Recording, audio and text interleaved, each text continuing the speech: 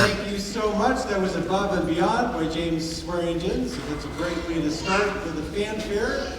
And I cannot tell you what a pleasure it has been to work with these students over the past 2 days. I can barely believe it. Yesterday we came in, we went 3 hours. After that we went another 3 hours. And then they went another hour in sectionals. They stayed up all night, some of them. They didn't stay up all night, but kind of almost. I actually had a room next to some of them, so I heard. So it was okay. But then we did another 3 hours this morning, and another 2.5 this afternoon, and here we are. These students, their faces are literally about to fall off. Except for the percussionists, they're doing okay. We don't have to worry about them so much. Well, we'll be talking in between each one of these pieces, partly to give you information, but partly just to give them a rest. They don't know that, but let's give them a rest. We're going to be moving on to our second piece, which is Arabian dances. And I heard this piece for the first time just last year, and I was immediately captivated by it. It's got a little bit of Fiddler on the Roof, kind of a vibe like that. The students really loved it. They have asked to do it quite fast, right? They've asked to do it quite fast. We have two options. We can do it kind of controlled, and yeah, we want to keep it controlled, right? It's going to stay controlled. But yeah, so we're going to be going on a pretty good clip. And when this band gets rocking with this piece, they really, really enjoyed it. One thing that we talked about, just so that you know, we talked about that this is really a dance. I mean, it's in the title. And I asked what the students were envisioning as they were listening to it, and they said dancing, and I kind of said, probably spinning, right? And I'm going to do this. This is what we've been doing this whole time. We said, can you envision that the dance would be spinning like this? That's what it sounds like when you just play notes. But we've gone way beyond just playing notes, and this is not going to be that kind of a dance. So before I put the mic down, I just want to recognize we have an extended clarinet solo.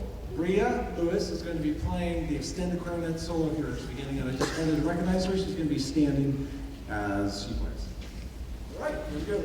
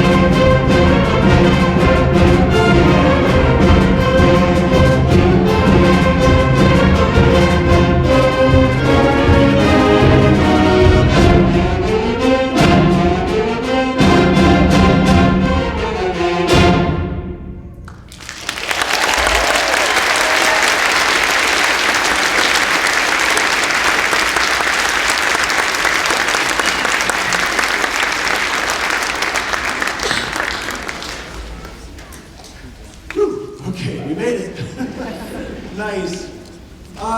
Okay, for just a moment here, I want to recognize a few people who make this possible. Number one is the students, and you guys are applauding for them. So they are doing a fantastic job, and we've already recognized them. However, I want to make sure that we recognize the people of CMEA, the directors of CMEA who have put this together, plus all music educators, because we've got a lot of music educators, directors and so forth, who have come together to make this possible. Could we have you stand, if you are here, you're a music educator or perhaps part of the directors here. And if you're backstage, I would love you to just come up on stage.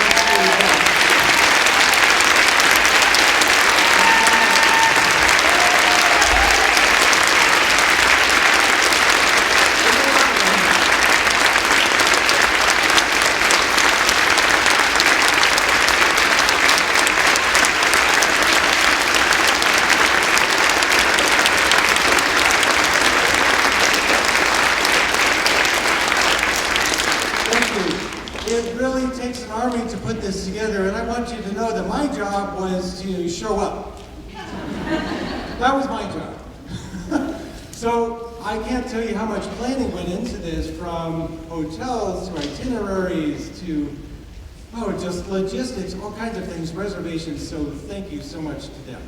But there is also another group, of course, and there are a lot of you here, and that is the parents. And I would love to have you stand up, please. And hey, folks on the stage, we need to give them a hand as well. So please stand. If you're a parent, if somebody is up on stage.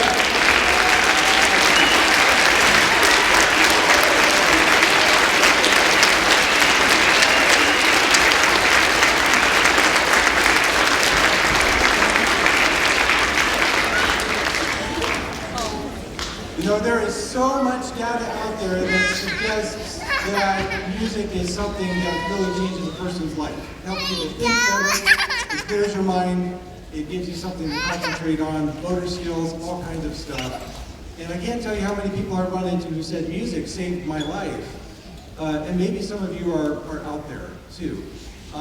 So thank you for supporting these kids as they're up here doing this. We'll make our transition to the next piece. This is called Jungle Dance by Brian Balmashas. And I have heard this piece played by another ensemble once, and that was all it took.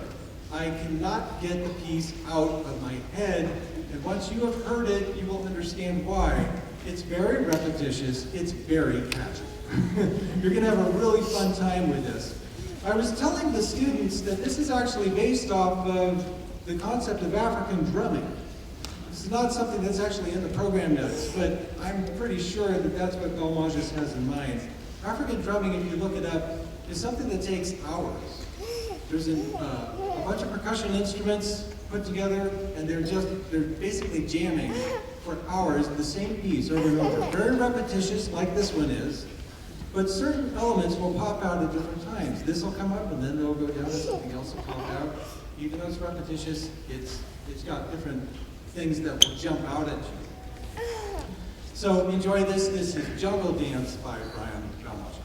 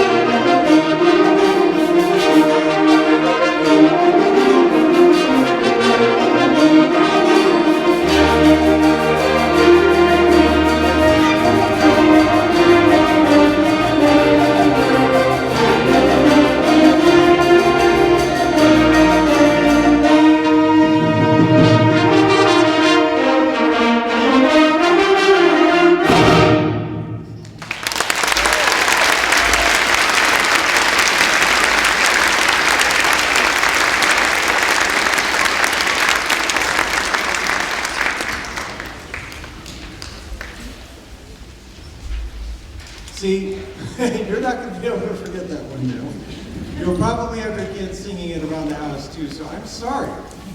You're stuck with it now. But it's a fun tune. Well, we're going to switch gears. So far, we've had a fanfare, and then we've had a couple of pieces that have just kind of blazed along. And now we got something different. We got something slower. And this is called Seedlings on a Blackened Hill. I'm not sure if there's been a program circulated or if you can see something, but let me talk to you a little bit about this.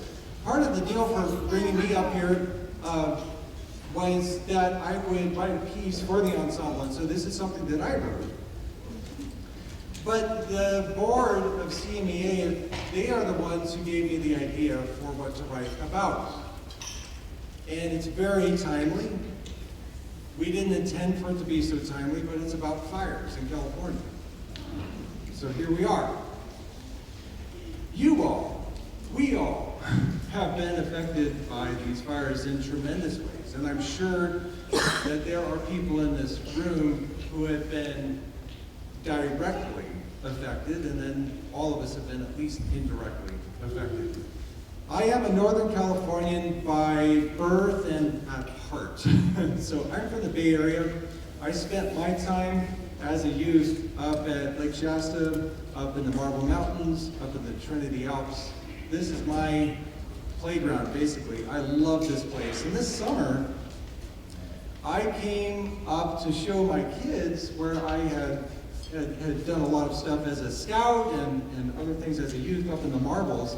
We showed up to the trailhead, and lo and behold, my favorite spot was on fire, the Shelley Fire. There it was.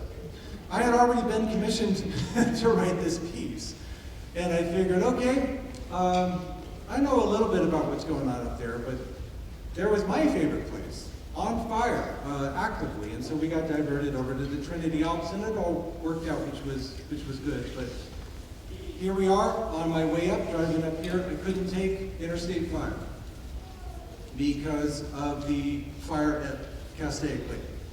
So I went the 101 instead. So it's like, wow, this is really weird, really real, and we can smell it in the air and everything.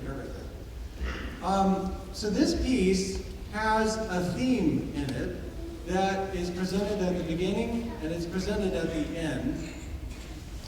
And it's meant to be hopeful. It's meant to be something that this is seedlings on a blackened hill. Yes, the hill is blackened, but the seedlings are coming up.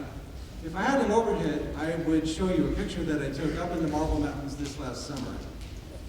There's a burned forest, all the trees are charred, and yet, if you know the bleeding heart flower, they're everywhere.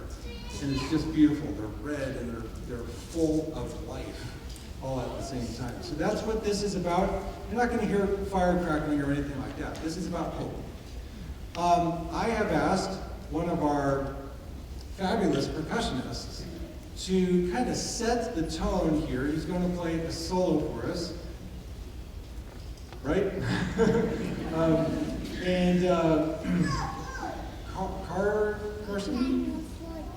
Corbin. I was going to say Corbin. Yes, it's Corbin Lewis. This is actually Bria's brother, right? No? Okay, you guys have the same last name. I thought you guys were related. My mistake. This is Corbin Lewis, and he's going to play that to set the tone. After that, we are going to go ahead and start the piece. So Corbin, go ahead.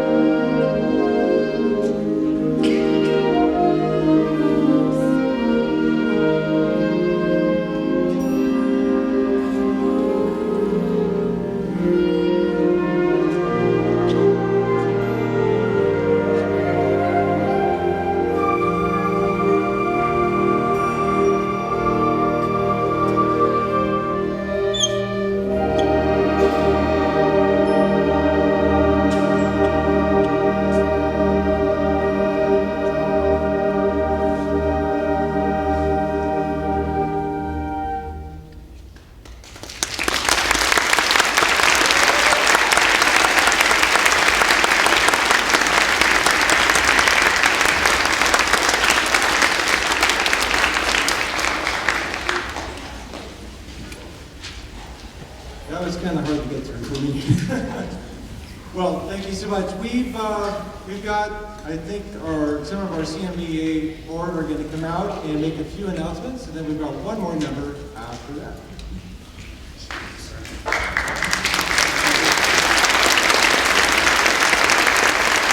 Hello. I took some notes here so I wouldn't miss anything. So bear. Okay. It's what? Chipotle. They want me to say Chipotle. We have some inside stories. You're going to have to ask our students about that because I could tell you the story, but we don't have time. We're supposed to have a choir concert come in here in a little bit. So I kind of need to wrap this up. We are going to play Alamo. It's a march by Carl King. And this band is doing this piece, just a tremendous service. You guys are really killing this thing. It's great. At the end, you guys don't know this because I didn't have time to say this in rehearsal, but at the end, if you can sustain your applause, because we are going to recognize the entire group, I'm going to ask the entire group to stand at that point, and then I'm going to ask you to sit. And we're going to recognize sections. We're going to have a flute stand up. We're going to have the clarinets stand up. And yes, percussionists, you are also going to need to stand up. No, stand up. Yeah, they're already standing up. So, in closing, here is Alamo.